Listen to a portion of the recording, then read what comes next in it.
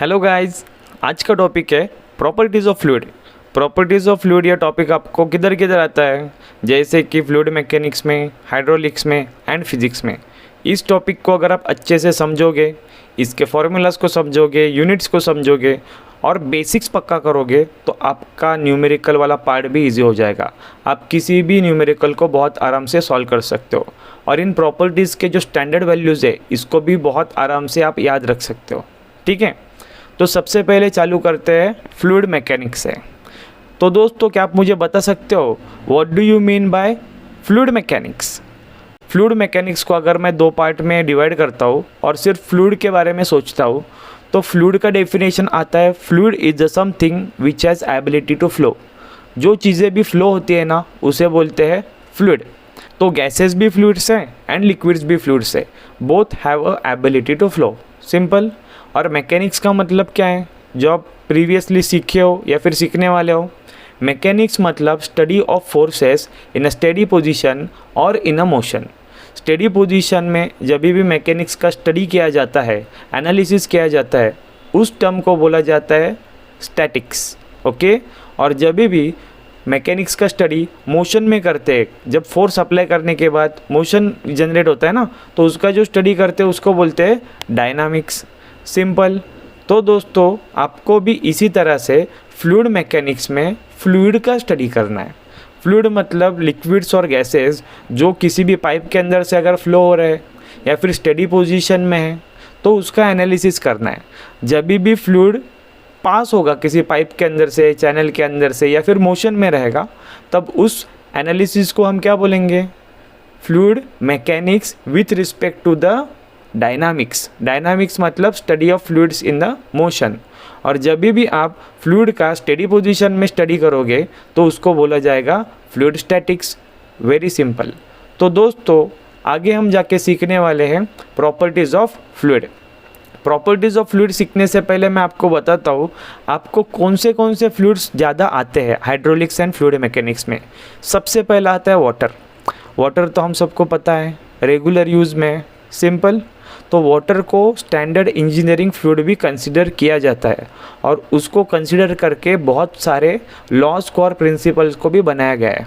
Okay, और दूसरा जो फ्लूइड है वो बोलते हैं मर्क्यूरी। आप लोगों ने मर्क्यूरी को तो देखा रहेगा। कहाँ पे देखा है दोस्तों? सिंपल एग्जांपल आप बता सकते हो तो थर्मामीटर में। थर्मामीटर में टेम्परेचर मेजरिंग इंस्ट्रूमेंट है ना, उसके अंदर मर्क्यूरी को डाला जाता है।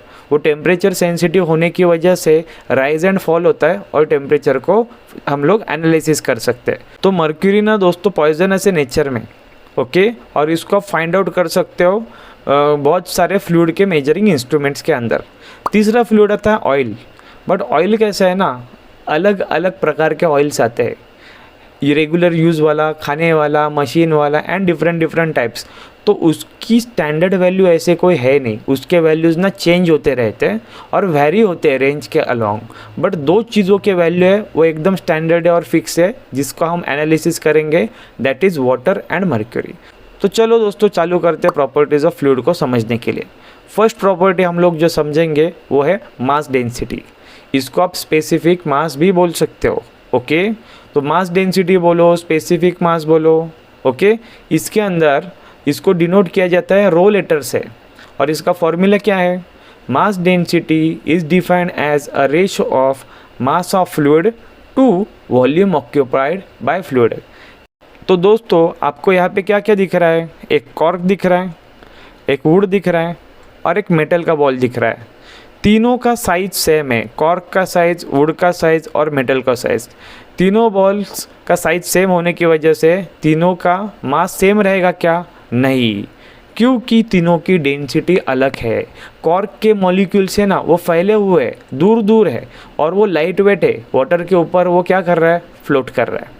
वुड जो है वो भी पार्शियली फ्लोट कर रहा है, थोड़ा सा पानी के अंदर है, थोड़ा सा ऊपर है, ये भी फ्लोटिंग कंडीशन में या फिर सबमर्ज कंडीशन में भी बोल सकते हो। ठीक है, और ये जो वाटर और ये जो मेटल है ना, ये पूरी तरह से पानी के अंदर डूब गया है, क्योंकि मेटल का मास बहुत ज़्यादा है, वुड का मास कम है तो वो पार्शियली पानी के अंदर और ऊपर है, और कॉर्क का तो मास बहुत ही लाइट है, तो ये क्या कर रहा है, पानी के ऊपर फ्लोट कर रहा है। मतलब मास ये एक फैक्टर आ गया जब भी हम डेंसिटी का या फिर मास डेंसिटी का स्टडी करते हैं। दूसरी चीज़ आती है वॉल्यूम। अब यहाँ पे मुझे 3 कंटेनर दिख रहे हैं, first one, second one and third one. अब ये तीनों कंटेनर का वॉल्यूम मतलब साइज सेम है ना, इसलिए वॉल्यूम को कांस्टेंट रख के हम सिर्फ विथ रिस्पेक्ट टू मास इन तीनों चीज़ों को समझ रहे हैं। तो दोस्तों आपने क्या समझा, मास डेंसिटी का मतलब है it is a ratio of mass of fluid to the volume occupied by fluid. जो भी चीज़ का मास ज़्यादा रहेगा उसकी मास डेंसिटी ज़्यादा रहेगी। सिंपल, जिस सब्सटेंस का मास कम रहेगा उसकी मास डेंसिटी कम रहेगी। तो फॉर्मूला क्या था डेंसिटी का, मास अपॉन वॉल्यूम। मास का यूनिट है केजी एंड वॉल्यूम का यूनिट है मीटर क्यूब, इसीलिए मास डेंसिटी का यूनिट आ गया केजी पर मीटर क्यूब। सिंपल। वाटर की मास डेंसिटी कितनी आती है जो कि स्टैंडर्ड इंजीनियरिंग फ्लूइड है, तो वाटर की मास डेंसिटी आती है 1000 केजी पर मीटर क्यूब। तो मर्क्यूरी की कितनी रहेगी, मर्क्यूरी की मास डेंसिटी है 13600। जब भी आप एक हाथ में मर्क्यूरी लोगे और दूसरे हाथ में वाटर लोगे और सेम क्वांटिटी में लोगे और कंपेयर करोगे तो मर्क्यूरी वाला हैंड आपको बहुत ज़्यादा हेवी फील होगा क्योंकि उसका मास ज़्यादा है। सिंपल। मास डेंसिटी समझने के बाद दोस्तों अभी हम समझेंगे वेट डेंसिटी के बारे में। तो ये वेट डेंसिटी क्या है, ये सिमिलर ही टर्म है दोस्तों, बट वेट डेंसिटी में स्टडी किया जाता है it is a ratio of weight of fluid to volume occupied by fluid. What do you mean by weight of fluid, तो वेट तो आपको पता है जो आप मेजर करते हो, और उसका यूनिट क्या है, तो वेट का यूनिट रहता है न्यूटन या फिर किलो न्यूटन।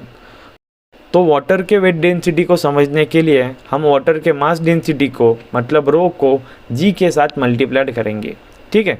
तो रो इंटू जी, तो रो ऑफ वाटर कितना है 1000 एंड जी की वैल्यू है 9.81।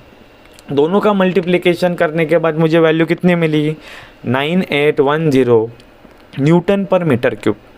ओके, तो न्यूटन पर मीटर क्यूब में वेट डेंसिटी कितनी है 9810, और उसको अगर मैं किलो न्यूटन में कन्वर्ट करूँगा तो सिर्फ न्यूटन को किलो न्यूटन में कन्वर्ट करना है। तो डिवाइड बाय 1000 करेंगे इस वैल्यू को, तो हमें आंसर क्या मिलेगा, वेट डेंसिटी ऑफ वाटर मिल जाएगी 9.81 किलो न्यूटन पर मीटर क्यूब। Very simple. तो थर्ड प्रॉपर्टी का नाम है स्पेसिफिक ग्रेविटी। स्पेसिफिक ग्रेविटी को रिलेटिव डेंसिटी भी बोलते हैं। डेंसिटी बोलने के बाद डेंसिटी वर्ड आपको समझ में आता है तो आप क्या लिख देते हो, रो लिख देते हो। नहीं दोस्तों, अगर वो रिलेटिव डेंसिटी है मतलब उसका मतलब स्पेसिफिक ग्रेविटी है और उसको डिनोट किया जाता है लेटर एस से। ओके, तो स्पेसिफिक ग्रेविटी का फॉर्मूला रहता है density of fluid to the density of standard fluid which is water. इसको आप दोनों तरह से कंपेयर कर सकते हो, मतलब mass density of any fluid upon mass density of water, इससे भी आपको स्पेसिफिक ग्रेविटी मिलेगी, और weight density of any fluid to the ratio of weight density of water जो कि स्टैंडर्ड रेफरेंस फ्लूइड है ना, इससे भी हमें स्पेसिफिक ग्रेविटी मिलेगी। Very simple. वाटर की स्पेसिफिक ग्रेविटी आती है 1 एंड मर्क्यूरी की स्पेसिफिक ग्रेविटी आती है 13.6। तो फोर्थ प्रॉपर्टी का नाम है स्पेसिफिक वॉल्यूम। अब ये जो स्पेसिफिक वॉल्यूम है ना, इसका कैसे रहता है ना, ये रेसिप्रोकल प्रॉपर्टी है, और ये दोनों भी डेंसिटी के लिए मतलब मास डेंसिटी और वेट डेंसिटी को रेसिप्रोकल है। स्पेसिफिक वॉल्यूम को डिनोट किया जाता है वीएस से। सिंपल। तो ये समझने के लिए दोस्तों आप क्या करो, 1 अपॉन रो करो या फिर 1 अपॉन गैमा करो, तो आपको वैल्यू मिल जाएगा स्पेसिफिक वॉल्यूम का। सिंपल। ओके, और अगर आप वॉल्यूम अपॉन मास करते हो या फिर वॉल्यूम अपॉन वेट करते हो फिर भी आपको स्पेसिफिक वॉल्यूम मिल जाएगा। ओके दोस्तों, इसके यूनिट्स भी उल्टे हो जाते हैं। मास डेंसिटी का यूनिट अगर केजी पर मीटर क्यूब है तो स्पेसिफिक वॉल्यूम का यूनिट क्या आ जाएगा, केजी पर मीटर क्यूब का उल्टा मीटर क्यूब पर केजी।